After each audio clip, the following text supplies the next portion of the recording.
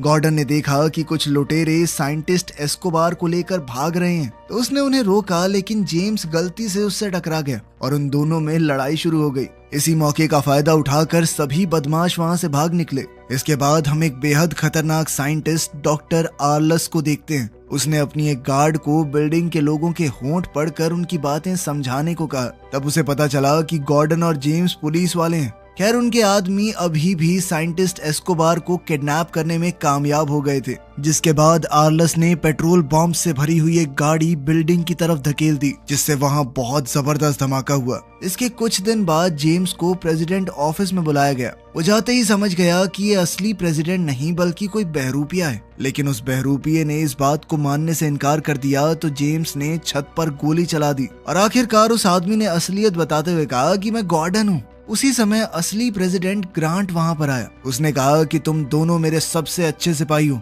तुम्हें मिलकर काम करना होगा। वो उन दोनों को एक खुफिया कमरे में ले गया और बताया कि अमेरिका के सभी महान साइंटिस्टों को मैकग्राथ ने अगवा कर लिया है। उसने प्रेसिडेंट को एक नोट भेजकर ये भी बताया था कि वो सभी साइंटिस्टों का इस्तेमाल करके ऐसा हथियार बनवाएगा जो दुनिया में कभी किसी ने ना देखा हो। मैकग्राथ चाहता था कि प्रेसिडेंट एक हफ्ते के अंदर इस्तीफा दे दे। गॉर्डन और जेम्स जानते थे कि मैकग्राथ एक पेशेवर कातिल है, लेकिन इतना चालाक नहीं है। वो जानते थे कि जरूर इसके पीछे कोई और मास्टरमाइंड है। तब प्रेसिडेंट ने उन्हें एक हफ्ते के अंदर अंदर उस मास्टरमाइंड को ढूंढने का ऑर्डर दिया। इस काम के लिए प्रेसिडेंट ने उन्हें अपनी एक स्पेशल ट्रेन भी दी। गॉर्डन बड़ी जल्दी से अपनी मोटरसाइकिल से वहां पहुंच गया और अकेला ही ट्रेन लेकर निकल गया, जबकि जेम्स अपने घोड़े पर उसके पीछे दौड़ता हुआ आया और कूद कर ट्रेन के अंदर पहुंचा। पर तभी एक खुफिया दरवाजा खुल गया, जिसने उसे छत से सीधा अंदर गिरा दिया। अंदर जाते ही गॉर्डन और जेम्स में बहसबाजी शुरू हो गई और जेम्स ने गुस्से में उसे मुक्का मार दिया कि चुप हो जाना।